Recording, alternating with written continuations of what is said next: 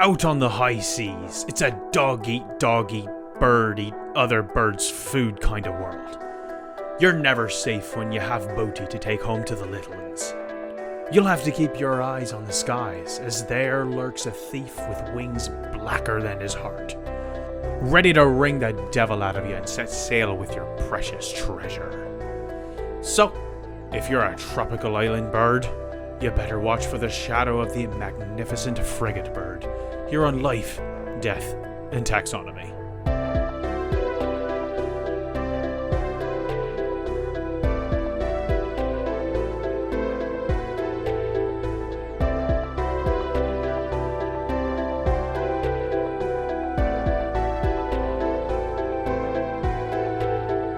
Welcome back to Life, Death, and Taxonomy. It's your 30 minutes of interesting animal information. I'm Joe. And I'm Carlos. Thank you to Cassie for the creation of our theme song. To hear more of Cassie's music, please search Cassie Michelle on YouTube or Spotify. And a very special thank you to Johanna for the creation of this week's artwork. To check that out, you can follow us on Facebook or Twitter at LD Taxonomy, or visit us at our home on the web at ldtaxonomy.com. And another very special thank you to our patrons, to Tristan Taylor, Jesse Raspolich, Carol Raspolich, and Richard Kaspar. Thank you so much for your contribution. And oh man, I can't remember what my spiel was. I do this all from memory. It's greatly appreciated. Thanks for helping us keep the lights on. There we go. So yeah, I mentioned this to my my uncle, who listened to a couple episodes, and he was like, "Thanks for helping us keep the lights on." I was like, "Yes, that's what I say." But yeah, just a reminder: if you would like to be a patron, you can, for I think just for $5, get the before show.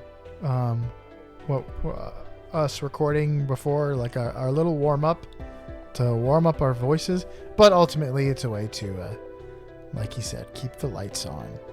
Help us, and if you show your appreciation, and you get access to all the ones we've done so far, and that library will just keep growing. So if you don't have it now, if you want to check back in 6 months, there'll be a lot more content for you to check out.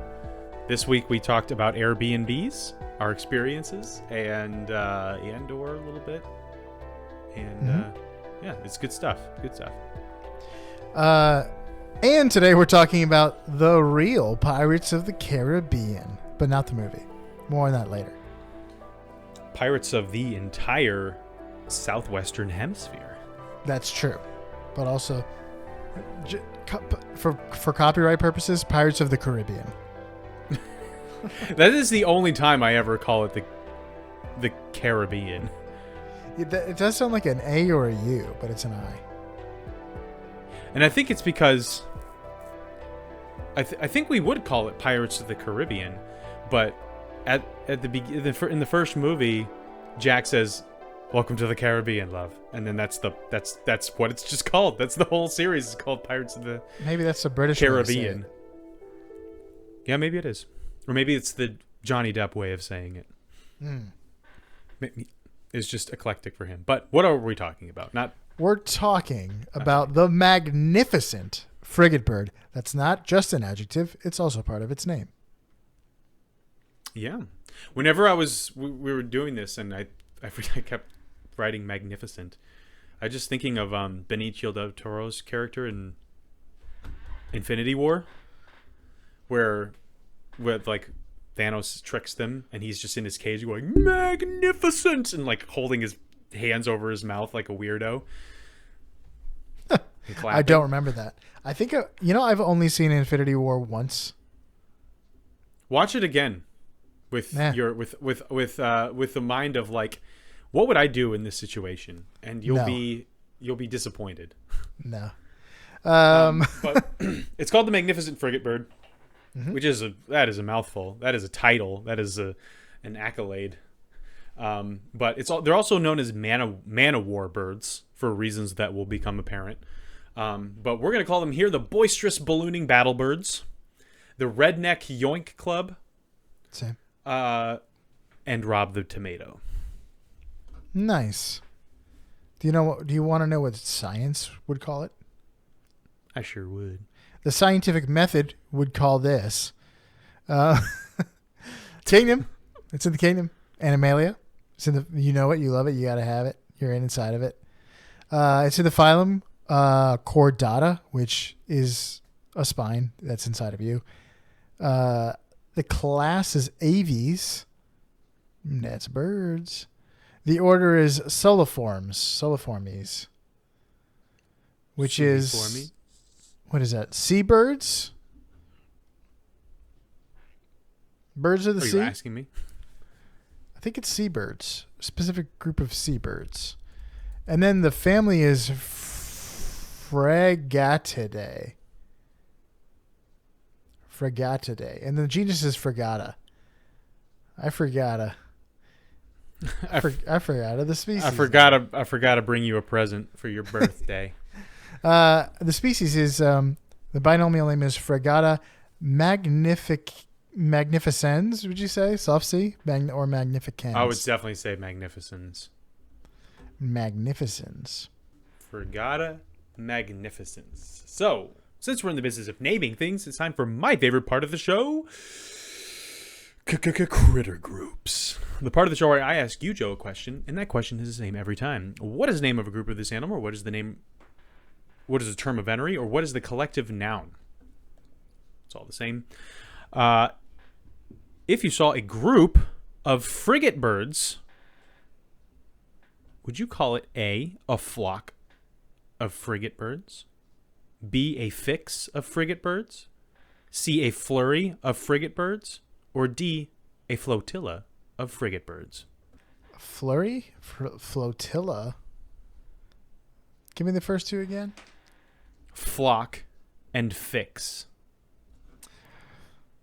Can you sense a pattern and a theme? F. You got it. I'll give you a hint. The answer starts with F. Okay, good. I'm going to go with flock. Final answer. You picked the most boring one. Yeah. And you're incorrect.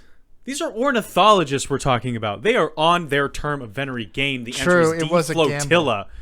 Dang it. Flotilla. You know, it was again. I didn't go with my gut. I went with my thoughts, which would be flock is so boring that it just might be right. Yeah, you're thinking of what entomologists, the insects, or the ichthyologists, the fish. It's all schools. It doesn't matter. Why would we invest any thought into this? It doesn't matter. And to an extent, they're right. But the ornithologists are so just invested in their craft that they have gone out of the way to create vibrant terms of venery for most of the orders and families of birds. So I always love doing a bird. So I get to do critter groups, and I don't have to scrounge to find something to quiz you on. Because we're doing another lizard or something like that. But yeah, a flotilla of frigate birds. It's perfect. It's perfect. It really is. Okay. Would you like to have me describe it to you? Yeah, I would. Okay. Well, males are all black except for their throats, which are bright red. They have a throat pouch that can be inflated like a balloon. More on that later. Some black feathers have a purple iridescence in the light. Similar species of seabird have green iridescence. So that makes these guys pretty unique. Females are black with white chests and brown on their wings. So they're instead of the red, they have just a white color. And then they also have a blue ring around their eyes that are exclusive to the females. So if you're looking at a bird that looks kind of like a frigate bird and you see a blue ring, it's like that's definitely a female blue frigate bird. You can next time you're out on the boat with your friends and family, you can be like, a frigate bird, a female, a beautiful specimen. And they'll be you are an ornithologist of it all. You're the ornithologist of us all. And if you see another bird with a giant red sack sticking out of the front of its body, then you can also know that that is a frigate bird, but a male Yeah. this time. Very true.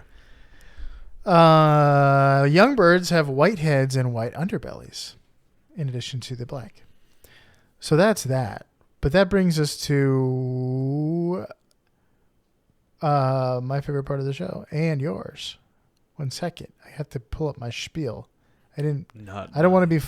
I don't usually need it, but I don't want to be. Whenever I'm flying. This is my favorite part of the show. The part of the show that's yeah, see, introduced that's what by happens. you when you say singer shitter. The words measure up to forgot- life death taxonomy at Forgot the gmail.com. fact that it's relatable. Welcome to the Love Measure Up segment, the official listener's favorite part of the show. The part of the show when we present the animal's size and dimensions in relatable terms through a quiz that's run for the whole family. It's also part of the it's hard, see? See how hard it is? I know. It's also part of the show that's introduced by you when you send an audio of yourself saying, singing, or chittering. The words measure up into ldtaxonomy@gmail.com. We don't have any measure up intro this week. So that means we get to hear from an animal. We're going to hear from an animal again. If we must. Do you have that written down? They do. I do have it written down. Wait, what do you mean? I was terrified. I thought I whole lost spiel? you. I muted it because I was vetting some animal sounds, and I wanted to make sure that they didn't say the animal's name. Yeah, I have the spiel written down. Sure. Okay. You're a professional. Mm-hmm. You script it out.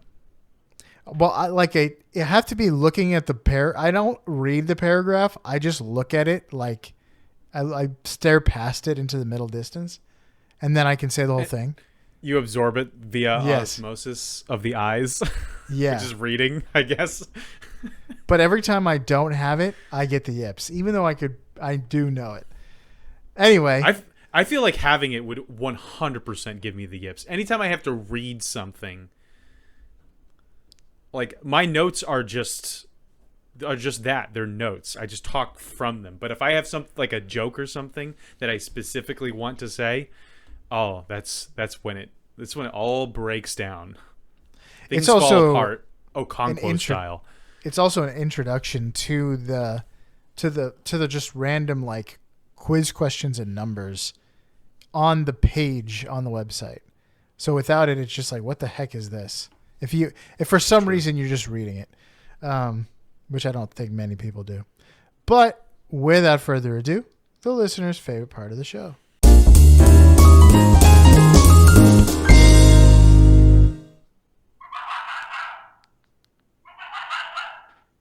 So what was that? Would you like me to muster? I don't have a Yep, muster it. You need to muster some multiple choice for me. I'm not taking the ACT here. I'm taking the SAT. Is it A, Pomeranian? Is it B, a fox? Is it C, a coyote? Or is it D, a hyena?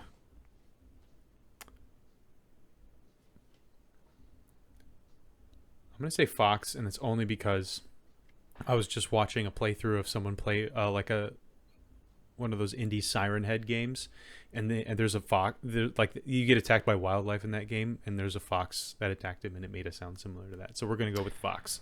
Final answer? Yep. That is correct. Yeah. Thank you, Siren Head. So let's, I guess, since you got that right, let's give you 5% or cash back on your nursing school victory. On my Discover card. Yeah. On all Amazon and Walmart.com. I had the idea of like, what if we changed to measure up to make it, because it takes up like a good amount of real estate in the runtime of the show. What if we changed it so that like, instead of you doing math, I just tell you the amount, and you tell me what I measured it by, with multiple choice to make it go a little faster. But we can decide that later. It's 20 of this. Is it A, the biggest cake in the world? Well, I'll B, say like it's 20 Frigatebirds. Yeah. What? It's like it's like this thing. Like it'll almost be like a Jeopardy question. I'll be like, this thing is 20, blah, blah, like, and have a little hint and then be like, and it's also 20 Frigatebirds long or something like that. This thing, built in 1968, is 20 Yes. Frigatebirds long. Yeah, exactly. And then Was that a good Alex Trebek impression or a bad one? I never really watched Jeopardy. That's pretty decent. Now it's a Miam Bialik and friends. What? And it's a woman's name who does Jeopardy now that Alex Trebek is dead. Miam? Yeah. Okay. Miam. Miam. Yeah. I've heard it said Miam, but I don't know. Miam I'm gonna Bialik tell is you. probably just as right. It sounds like you're trying to be a cat. Meow Bialik. That was very jellical of you, I have to say. Let's talk length.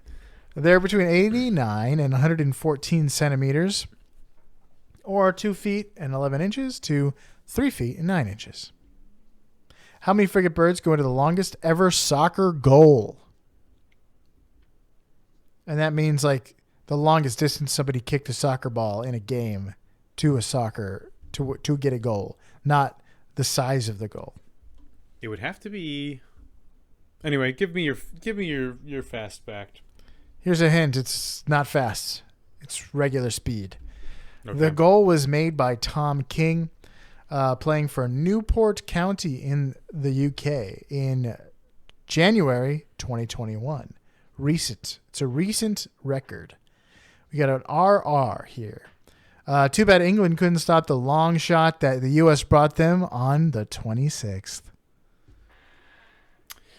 Yeah, I forget that the World Cup is happening until I like jump on a meeting with some of my coworkers, and a lot of them are based in London, and they talk about it. I'm like, oh yeah, that's going on. Well, this year I've been very aware of it because of the hilarious memes of I guess on the internet, in the various tubes on the internet, the UK fans were absolutely trolling us and making fun of the US team, and then we tied. It was like a complete underdog, long shot apparently, and then we tied. So it's just there's been a ton of really funny memes where it's Americans dunking on the British with over the top patriotic stuff for a tie, and that's just tickled me pink. Dunking on the British with tea. Yeah. Interesting. Man, if there was a sport I was gonna get into and watch, soccer would be so far down the list. Well, there was a fun after a goal. After the tie. I don't know if I was gonna say after a goal, but there wasn't a goal. It was 0-0. One of the players on the U.S. team lifted up his shirt to reveal an undershirt, and on the undershirt it said, "It's called soccer," and that just pickles my prawns. I like that a lot. It pickles your prawns. For a lot of people, I bet it chapped their khakis though. Yeah. Pickled prawns. Pickled my prawns sounds like another version of chapped my khakis. Yeah, grinds my gears. It's one of those things where it's I'm not sure if that's a good or a bad thing. But it reminded me of tickled pink, and so yes, that's yeah. So anyway, that's about all I want to think about soccer for a month. That's my my mental allotment, my psychic allotment for soccer every month is a grand total of 6 minutes 0. of conversation. So I'm going to say 80 because I'm going to assume that this person kicked it from the other goal. And I don't know how large soccer fields are, but I know that in high schools they just use football fields as soccer fields. They aren't standardized. They're probably not all the same, but that's all I've got to go on. I'm going to assume that it's a 100-yard. I learned that field. on Ted Lasso, that some of them are bigger than others. That would be good knowledge to know for this particular instance. But I don't know it, so I'm going to assume it's 100 yards, which means it's 80 Frigatebirds. Final answer? Yep. The correct answer was 84 Frigatebirds. That is a win. A win for me. The goal Not was a 0 to 96. 0. That is a 1 to 0 win. The goal was 96 meters or 315 feet. Nice. I figured that you can't make it wouldn't in a game you can't make a goal that's longer than the field itself. So that's about all I had to go on. Yeah, no, I don't think you could. I'm surprised it doesn't happen more often though. Whoops, I dropped my mouse. But But like you could see it's the only reason is these like people kick a long way. They're good at kicking. That's what they do. That's what they're here for. You can, but the goalie will have like so much time to react to like the trajectory of it. The problem was it bounced in such a way that it perfectly like was too high for him because he was up a little bit. He was going to like I guess catch it or something, but then it bounced and it went over his head in such a way that he couldn't possibly reach it and bounced in. But that's that. We don't have to talk about soccer anymore. Unless the U.S. wins at all, in which case we must. Let's talk weight. 1.1 to 1.59 kilograms, or 2 pounds, 7 ounces, to 3 pounds, 8 ounces. How many frigatebirds go into the weight of the How many manhole freaking birds? I didn't say that. That's what you said. How many freaking birds go into the weight? It's like, calm down. Why are you so mad? How many frigatebirds go into the weight of the manhole covers stolen in New York City in the spring of 2012? What is the weight again? I mean, what is the weight of the bird again? I got really distracted when you said freaking birds. 3 pounds, 8 ounces. Okay. I didn't say freaking birds. Oh, yeah. I guess frigate sounds like friggin' if you say it sure fast does. enough. So that's 3.5 pounds. Here's a hint. Every once in a while, manhole cover crime sprees crop up in major cities, despite the fact that they are extremely heavy, in public areas, and only sell to scrap dealers for around $30. It is a crime not worth committing, and people do it all the time. Pound for pound, they may be less valuable than collecting cans. Obviously, like it's a big score all at once, but like if you can find the same weight in cans, you get the same, like more money. Yeah, we got to find a lot of cans. Yeah, but like they're not. So in 2012, a New York City man dressed in a reflective vest and carried a men working sign to steal manhole covers that were around 300 pounds. That's very helpful information. In reality, they were probably different weights. Sidewalk manhole covers are lighter than road covers, obviously. The sidewalk ones don't need to be thick as thieves. And this is the Frigatebird. It's a thief. And so is the person stealing manhole covers. But the New York Times reported that many of them were actually 300 pounds. So we're going to assume they all were for the math. All right. Like, we're kind of like, why would you want to like steal something that's 300 pounds that only sells for $30? Because you're making a collage out of manhole covers in your weird manhole cover basement. And you need you're trying to make a wall out of manhole covers and so you're going to need one particular resource, and that's manhole covers. I'm going to say 6,800. I'm going to assume that there were 80 stolen in 2012. Final answer? Yes. The correct answer is 2,228. Oh, this guy's a small-time criminal. Yeah, he sucks. I thought that he was organized. The thieves stole 26 covers, totaling 7,800 pounds. He didn't even try. There are apparently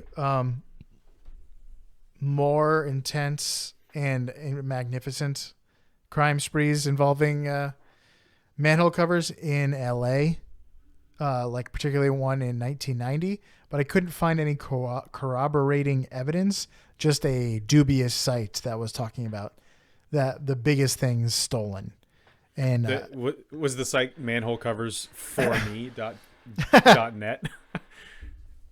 It's the black market manhole cover trading site. Yeah, apparently there is a black market for manhole covers. Can you get it minted as an NFT? No, because it's a physical object. But take a picture of it. Yeah, a picture of it. Digitize me, Captain. That's what the manhole cover is crying out. Interesting.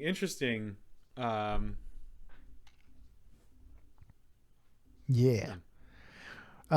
Stop doing that. It causes more problems than it's worth.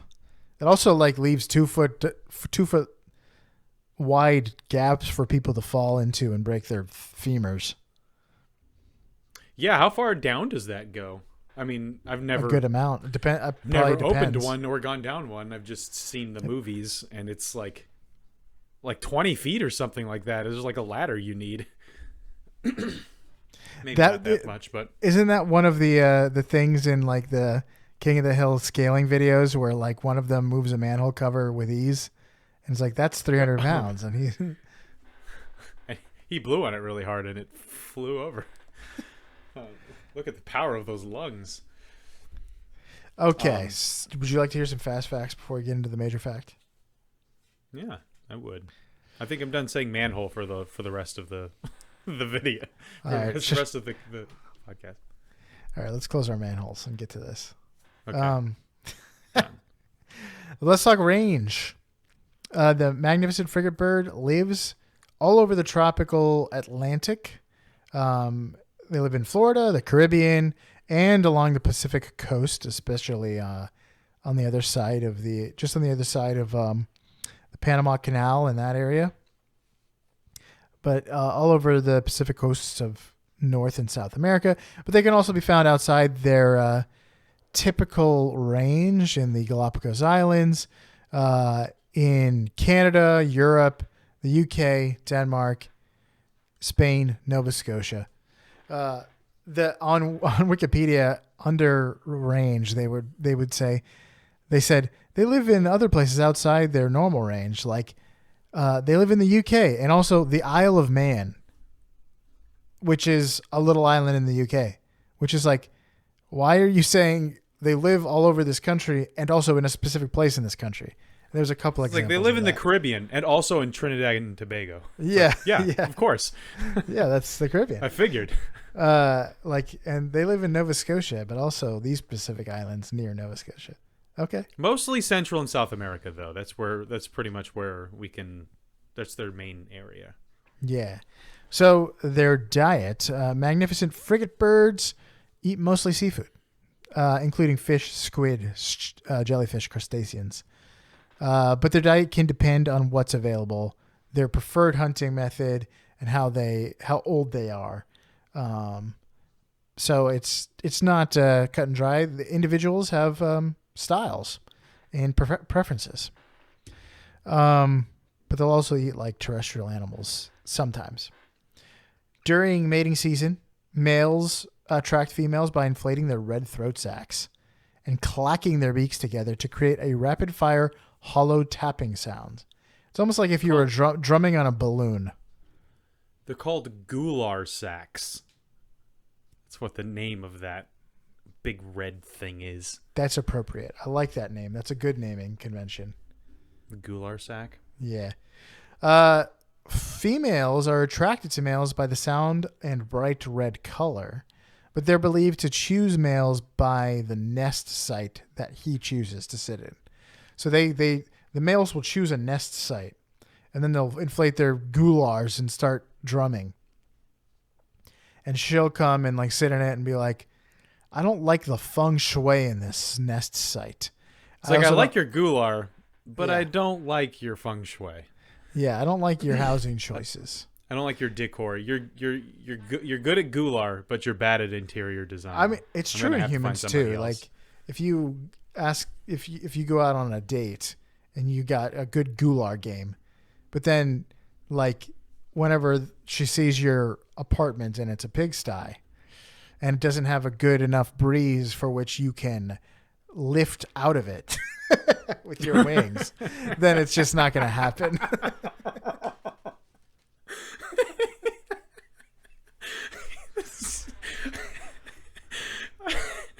I never realized I appreciated the style of humor that just obliterates metaphors halfway through.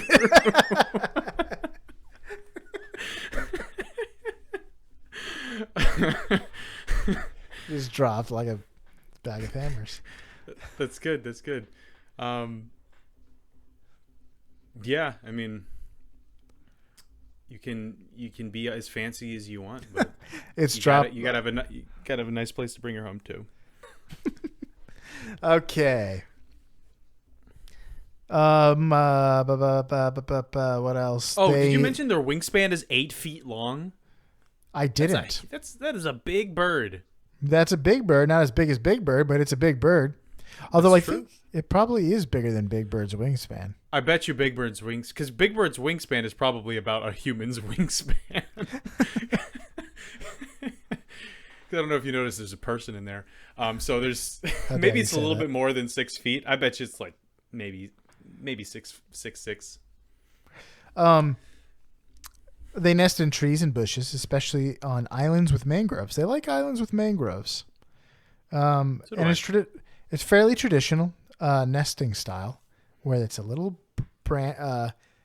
little bowl of branches and twigs that they just set upon something.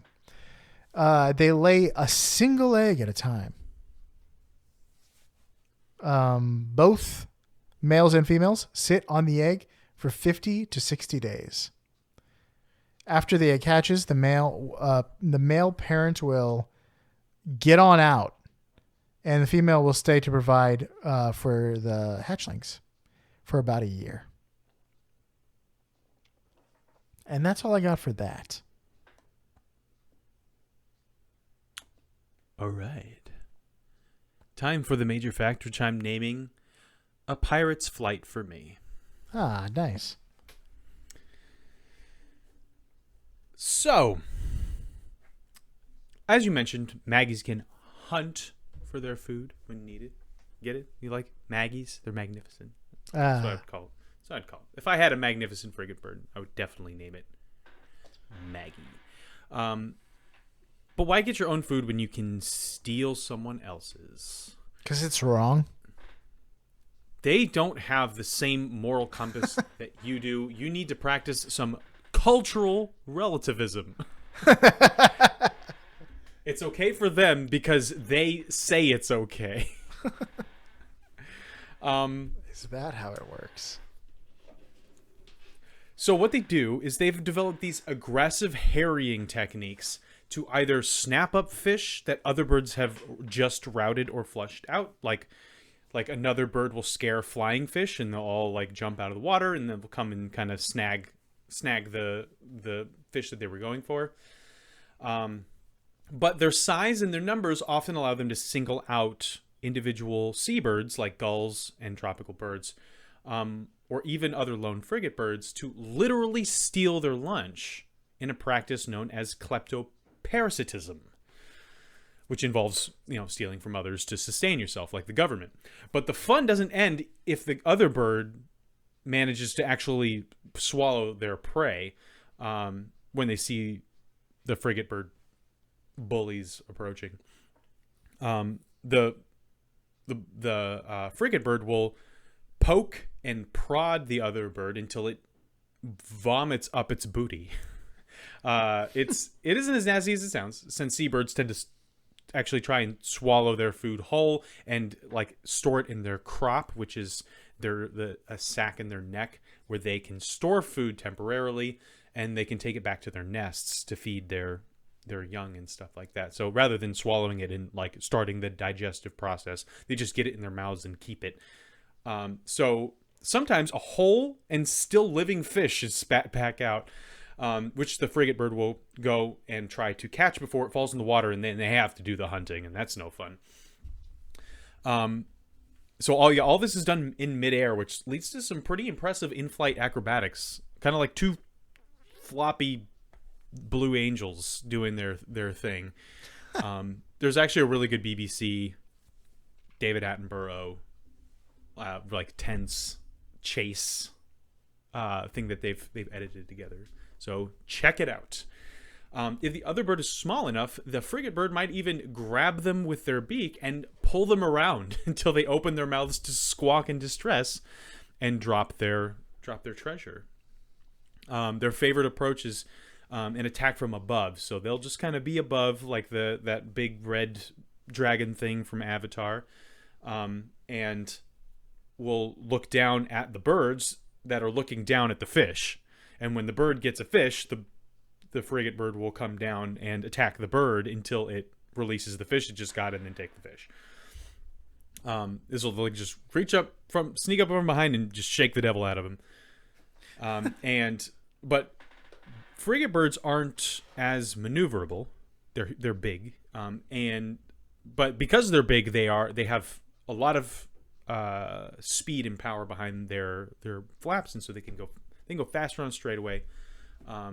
But you know, if there's a lot of maneuvering, they might lose them. And also, they do their best to not actually get wet, despite being seabirds. They don't have a lot of oil in their feathers, so water doesn't like bead up. They don't have hydrophobic feathers like ducks and gulls do, and they can just float on the water and fly away without being soaked. Much like cormorants and aningas, like if they get in the water, they are going to be drenched, and then they can't fly anymore. So it's a delicate balancing act, because then the bird that they're attacking can just go really close to the water, and that's their safe zone. But ultimately, like, they're usually pretty successful at stealing other birds' food, and so bringing home the bacon involves thrashing the bird nerds until they give up their lunch money.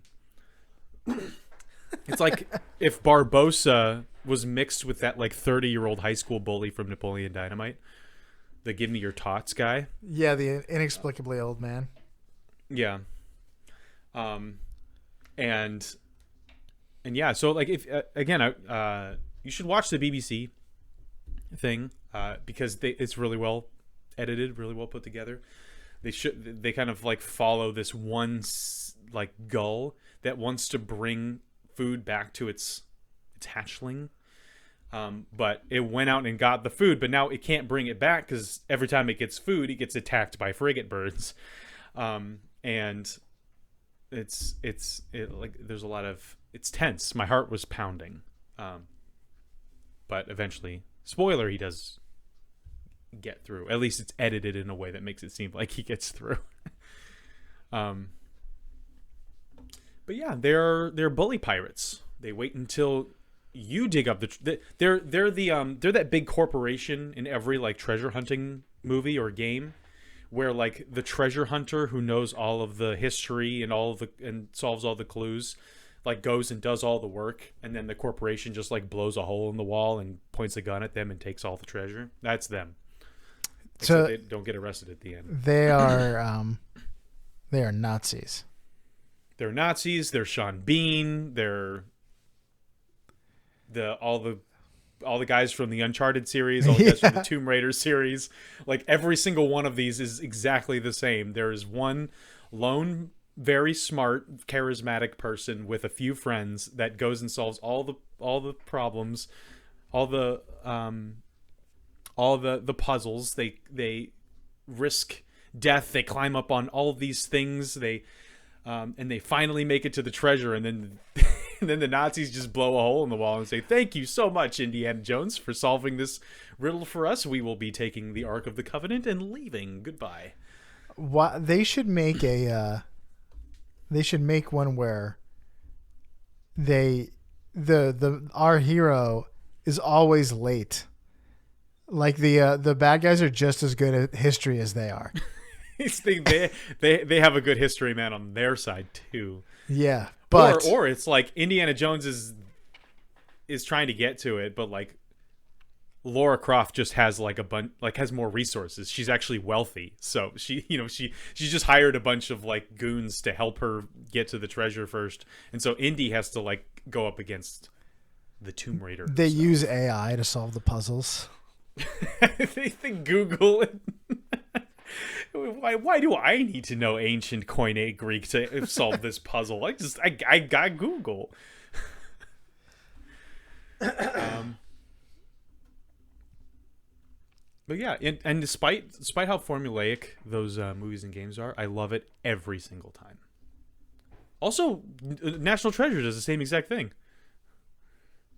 All 3 times or twice or however many movies of those that they made. I've seen the first 2. I don't know if they continued it. But I think The Mummy does the same thing. The Mummy, no. It starts off that way, but then the Mummy is released, and then it's all about not dying to the Mummy. Right, exactly. It's less about like getting the treasure. It's more about putting the Mummy away. I love the Mummy. It's such a great movie. It's very good. That's all I got. That's all I got. All right. That was the magnificent Frigatebird. Well, by the way, I wanted to mention this. According to the Wikipedia article, Christopher Columbus encountered magnificent frigatebirds during his famous voyage to bring smallpox to the Western Hemisphere in 1492. And he says that, quote, they saw a bird that is called a frigatebird, which makes the boobies throw up what they eat in order to eat it herself. She does not sustain herself on anything else. Wow, so they knew its whole spiel back then. Yeah, and they also say it's a seabird, but it does not alight on the sea nor depart from land 20 leagues. So yeah, they noticed that it doesn't like rest on the water because it can't. It would get soaked, and it attacks other birds for its food. So, and apparently it was attacking blue-footed boobies, which is a kind of bird with a funny name. So yeah, Christopher Columbus noticed these guys. I don't know if that makes them better or worse for you, but we've known about them for a while and how rude they are. It's probably one of those things where the Vikings were actually the first to see frigatebirds.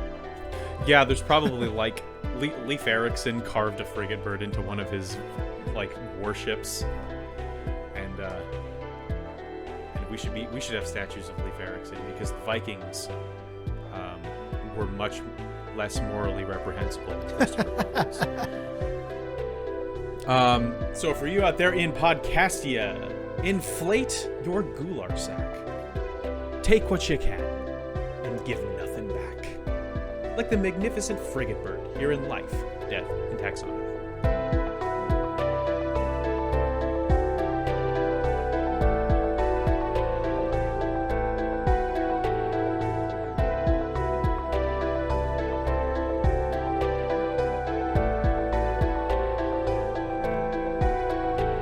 Hey Taxonomy Titans, I just want to remind you that we now have a Patreon. Patrons can see full video episodes and get shoutouts on the show. But ultimately, it's a way for you to help us cover some costs and get even better. Still, reviews are the best way to help us grow. So if you haven't left one yet, we'd really love to hear from you. As always, thanks for listening and engaging.